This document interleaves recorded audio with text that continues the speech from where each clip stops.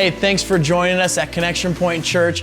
You know, we would love for you to stay connected, and a simple way for you to do that is to subscribe so that each week you can get notified when new content goes live. We'd also love to keep in touch with you throughout the week, and the best way to do this is through our Connection Point Facebook page. Now, with all that being said, let's go to this week's message with our lead pastor, Zach Maddox.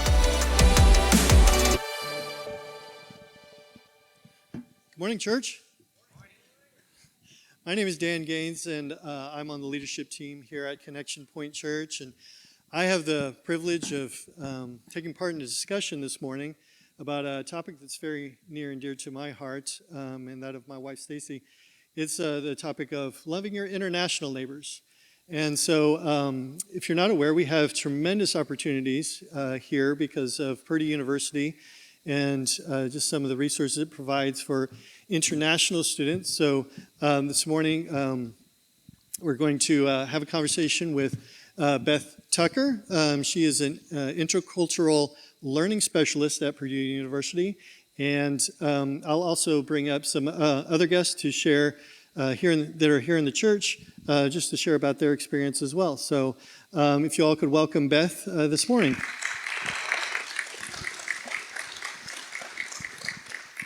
Beth, thanks for joining us today. So just tell us a little bit about yourself and what you do at Purdue University. Sure. Yeah. So my name, again, is Beth Tucker, and I've been at Purdue about 16 years now. Came to Purdue to work in the office where I am with the International Students and Scholars. I'm the oldest of 6 kids, and so my family's all back in Ohio, and I did go to Miami of Ohio and also to Wheaton College, so I was living in Chicago area for a while. But I love all things international. I think that's something, from very early on I had in my mind and heart. So to be able to do what I'm doing and be involved is really an important thing. I love international travel, which kind of broadens my eyes and viewpoints, but also spending time with these students. I love cats. I love nature, getting out and to, take walks and hikes. So it's been really a good couple months just being able to do that. So. Yeah, definitely. Yeah. So what is the International Friendship Program? Can you tell us a Okay, little bit so more? the International Friendship Program's been around for over 25 years, but in the last 7 years I've been kind of coordinating that program. And so it is a program that brings together international students with people in the community for friendship. Very simply put, it's just a matching program. I match you, and then you're friends with the student over the time. You can be friends with them for one semester, but this coming year, we're asking for the whole year, getting together once a month. If you want to do more than that, you can. So I'll talk a little bit later about what that would look like for people this fall, but yeah, definitely it's a program where you're welcoming students to the U.S. It's only for new international students. It's helping them in that transition year when they first arrive. And so, they're getting an email this week to sign up for it. Okay. So, and to give us kind of an idea of the scope of the international student population at Purdue, what does that look like? Sure. So many of you know, if you've been around Purdue a while, that there like 1 in 4 students at Purdue are international. So there's 40,000 students, around 10,000. Sometimes in the grad school, it can even be like 40% or even 50%, depending on the department. So that is that many students from about 130 countries. But what it looks like every time we offer it for the 2,000 new students that come in the fall, about 10% choose to join the program, and I never turn anyone away. My goal is to get everybody matched with a family or single. You could be single and doing the program. So that's my goal, is not turning anyone away. So we do have about 200. We anticipate that we'll sign up and we'll need lots and lots of hosts. Yeah, for sure. Mm-hmm. And you've mentioned with the state of the world and everything that what it looks like, to host an international student might be a little different than it has in the past. So what does that look like now? Well, we started this summer. We had a COVID-19 special edition of IFP where it was mostly online. Although we did have at least one family that shared with me that they met regularly at a park with their student who is still here. It was mainly offered to the students that are stuck here. Some of them wanted to go home but weren't able to. Some that went home aren't able to come back. So as you know, the visa situation is different. Some students are still in lockdown in their countries and won't be able to come, so they'll be studying totally online this fall. But we're still offering the program to them. So the online students, I mean, if you're someone at risk and, you don't want to, you're saying, well, sounds like a great idea, but it might be kind of risky. They're thinking the same about us. And so the online thing is really a way you can do it. We're anticipating 850 undergrads will be in their host country or home country studying online. So we're hoping if 10% holds, well, that's 85 students that are going to want host families, and they'll probably then arrive in January, at least we hope, with the visa situation. But there'll be still a lot of other grad students that are here that, their first time in the U.S. or they're transferring. It's really normally it can be a lonely time, but I think with the COVID, it's going to be even more so. With the COVID thing, it just really makes things, as people can get really isolated and depressed and, feel like they're all alone and struggling. For many parents, they're afraid to send their kids here because they read the news and see, how bad it is here. Of course, we know here in this area it's not like that, like a lot of other places, hotspots, but parents are really scared to send their kids, and some of the students are afraid to come as well. But, at the same time, that's just an opportunity, right? Yeah, so, tremendous opportunity to just really love on these students, big time. Yeah, and that's what we're talking about in this series. So perfect match. Yeah. So do you have any specific stories that are just near and dear to your heart? I tried to think of what stories I could share with you all. The one story that I didn't realize until I actually got here and started thinking about it was one of the students, or one of the hosts actually has a student in this congregation, suddenly blanking on his name. Edwin. So some of you might know Edwin. Their host family happens to be in my church, the church I go to. So this particular family actually had spent some time in Kenya, and the students are from Ghana. And it turns out that Isaiah, they both are Christians. The guys are Christians, and one of the guys, Isaiah, that goes to our church, he loves kids, and he's gotten involved with the kids program. All the kids flock to him. So every Sunday you see Isaiah in the midst of all the kids. And so every time I see it, it's just like heartwarming. And Edwin, I understand, comes here and helps with the kids program, and also, do any of the kids know him? So he also helps with the food pantry, and they're just wonderful guys. And so this past fall, they asked if they could get a girl to come to join them. So they have a girl from Mali that is also a friend of theirs now. And so the three of them meet pretty much a couple Sundays, maybe a month on Sundays after church for lunch. So that's what we kind of encourage families, just involve the students in your normal everyday lives. Yeah. The other student I want to tell you, so we do have a couple that are from Iran, and for people that are from Iran, there's a lot of background checks that they have to go through to be here. And in this particular case, so we do have students that are here as part of their couples that come. And this particular couple, it's the wife that's the full-time student. The husband was an engineer back in Iran, and he has nothing to do. And he's trying to get his English good enough that he can join Purdue. But, as it turns out, they're with the family where the host husband is retired. So he's taken the student's husband along with him to the Habitat for Humanity kinds of volunteer jobs that they have. And this man is he's eating it up. He loves it. He's learned a lot of new skills. He's able to use his hands. He's able to do something meaningful, contribute back.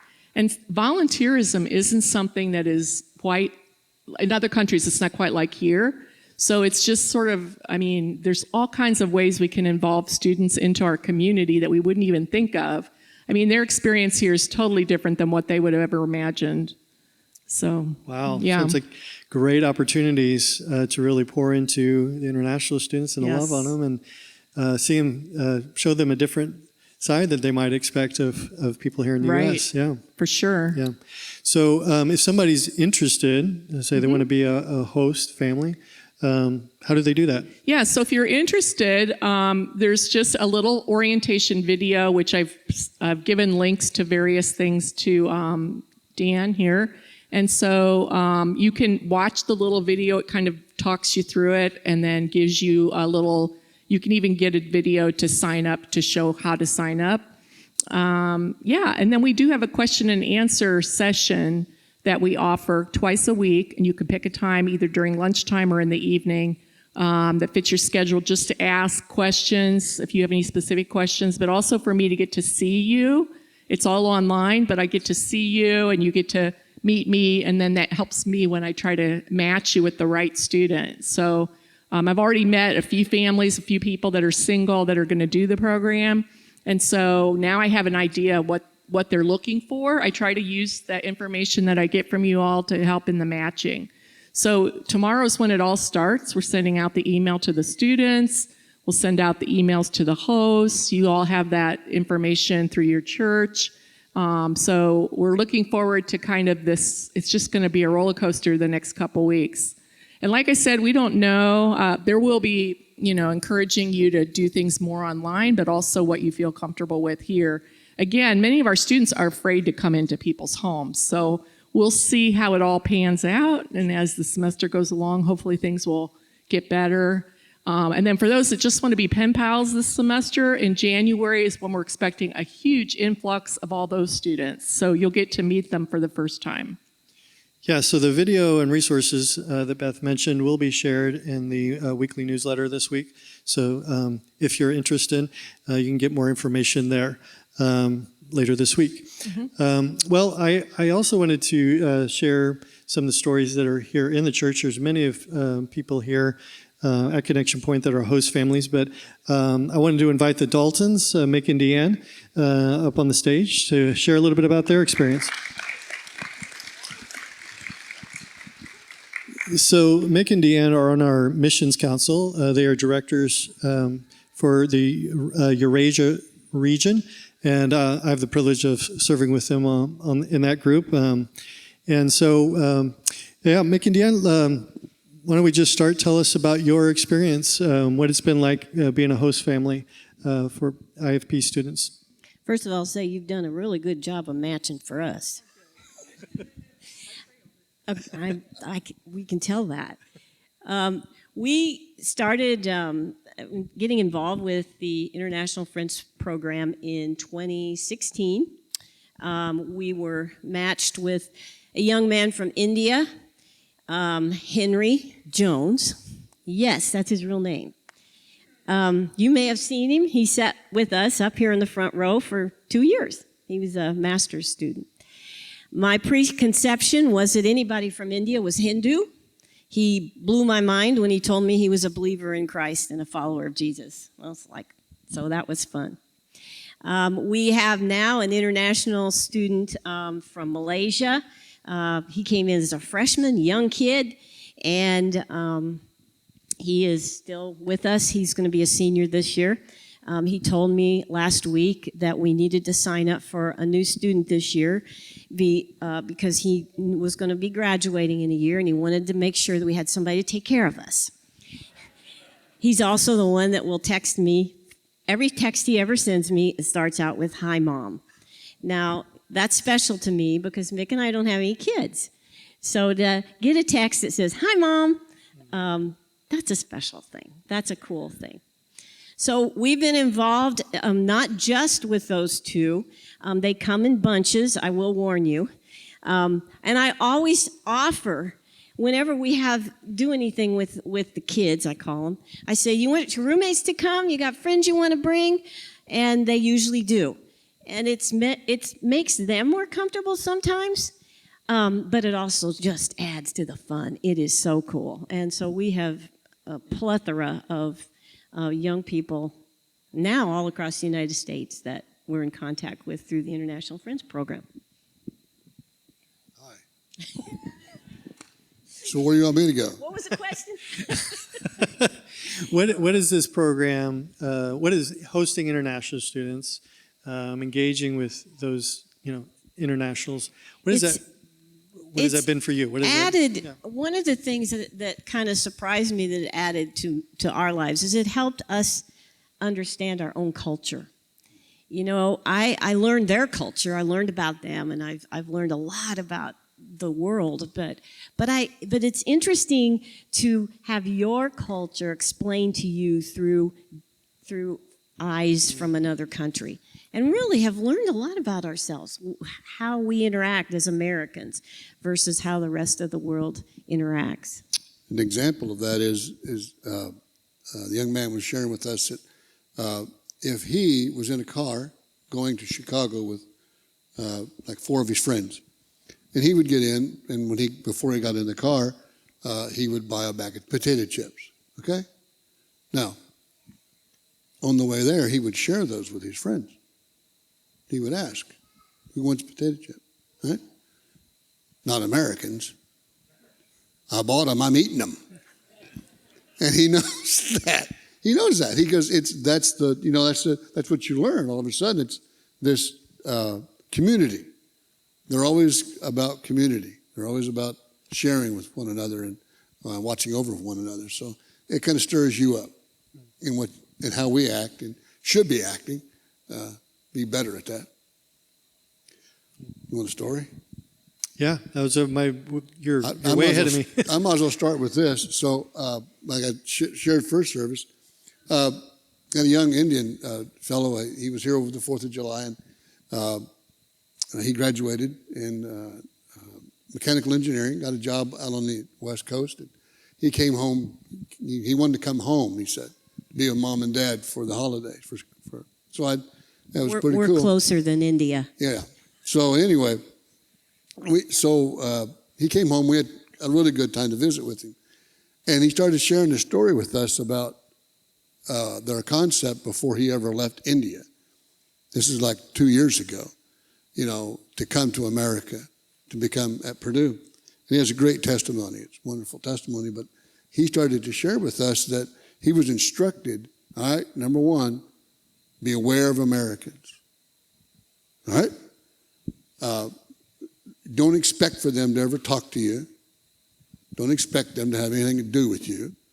All right? And you won't get in their homes. They won't have you over. All right?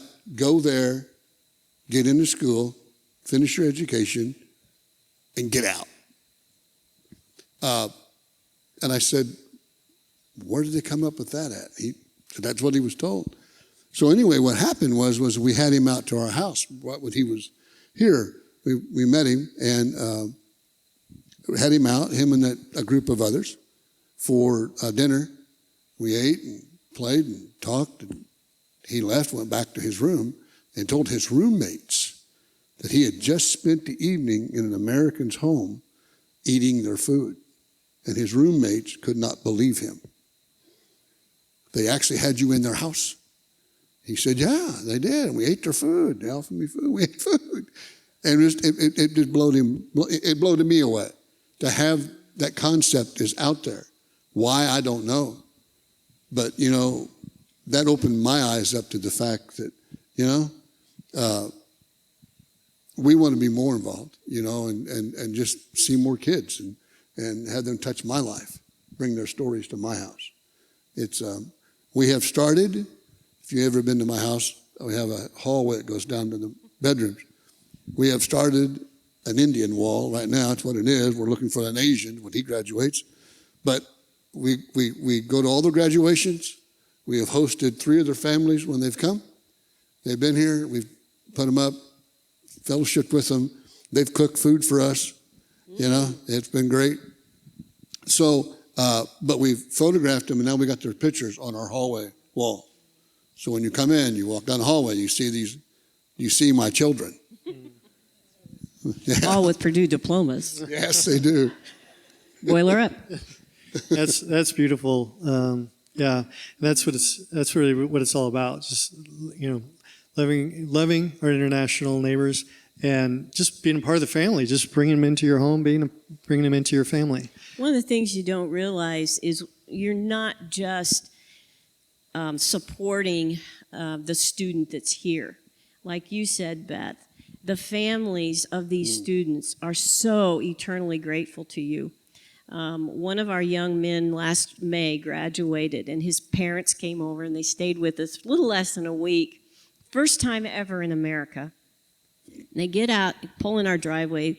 The dad gets out of the car, and he literally runs over to Mick, and he's already weeping, and he throws his arms around Mick, and he says, "The man that has helped my son, the man that has helped my son." You know, one by one, we can change the perception of Americans across the world, simply by opening up your table, adding a chair to the table, adding a little more water to the soup. You know, they don't expect anything grand or glorious at all. They just will receive your love. They really will.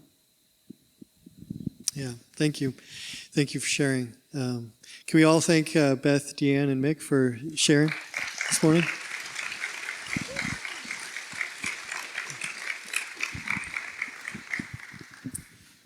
Well, so we, my wife Stacy and I, we've been a host family as well for International Friendship Program, and as I mentioned, this is just something that's become more and more dear to our hearts, just reaching our international neighbors. And I can tell you that, so we have children, ages 9 and 7, 2 daughters, and I can tell you that being a part of this program has really enriched our lives.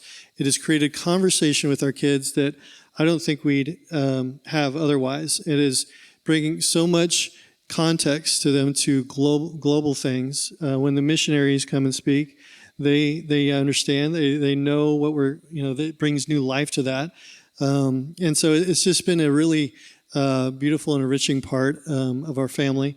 And we've created new friendships, which have been beautiful, not just with the students that we host, but also other host families as well. So that's been just a wonderful part. And the most important thing, it's just a constant reminder of God's call in our lives to reach the nations. It's just that daily reminder. If we have that in our lives, where we're reaching out to our friends from across the globe, it's just that reinforces that message of reaching the nations. So I was actually, last night, I was going through our evening devotional with our kids, and the Lord just dropped what I feel like is the perfect verse in this season of our lives, where there's so much concern and they're worried about what's going on in the world, and with COVID and everything. And this particular verse was the Bible verse last night that we discussed, and it's 2 Corinthians chapter 1, verses 3 and 4.